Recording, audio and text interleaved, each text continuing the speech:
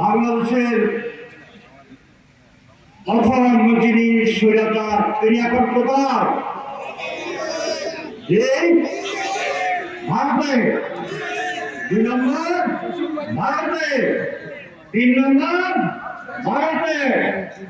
আর ছোট ছোট শিখি আফ্রিকাকে বলছিলাম সকলেই ভারত।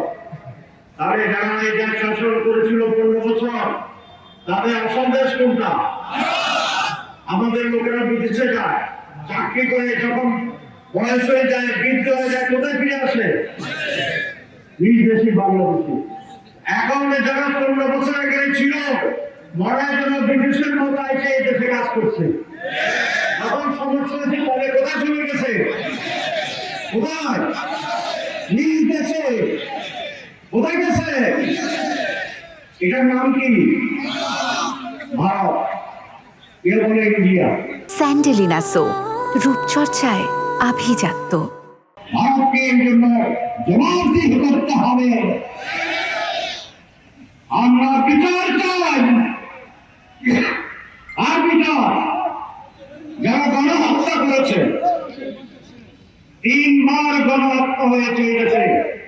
এক হচ্ছে হাফিজ হুজুরদের ওলামাদের যে সম্মেলন, সেখানে 7টা চত্বরে।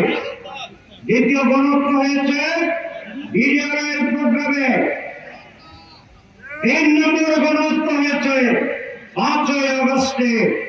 গণহত্যার বিচার করতে হবে। এই বর্তমান সরকারকে বলতে চাই, তাও বাহানা নয়,